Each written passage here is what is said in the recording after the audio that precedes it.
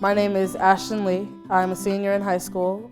I live at home with my mom, and I love to write poetry, and also I'm transgender. When I first figured out that my gender identity doesn't quite fit on the binary, I was in about kindergarten or first grade. The teacher would separate us into boys and girls, and I absolutely hated it because I wouldn't know where to go, and I ended up getting really anxious and hiding in the little cubbies. My name is Catherine, and I'm Ashton's mom, and he's transgender and so much more. He's an amazing, lovable, charismatic guy.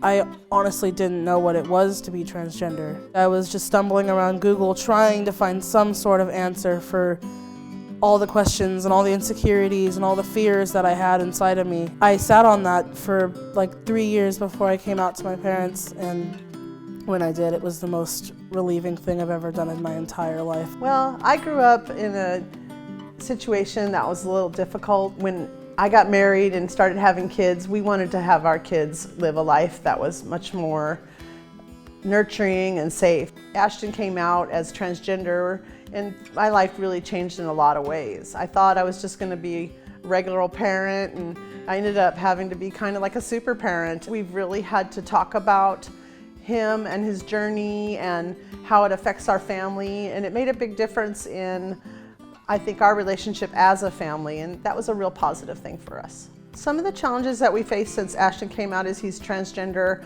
involve our own internal struggles, and that was a process for me. It wasn't easy. I had to change his pronouns, and I had to correct family members, and I had to educate people around him about how to treat him with respect. After high school, I know that I want to work in the field that I'm passionate about. I want to work on LGBT issues and transgender issues, and I want to intern at the amazing places that I got to work with, like Transgender Law Center and ACLU and all of those amazing, awesome places that do so much for people like me.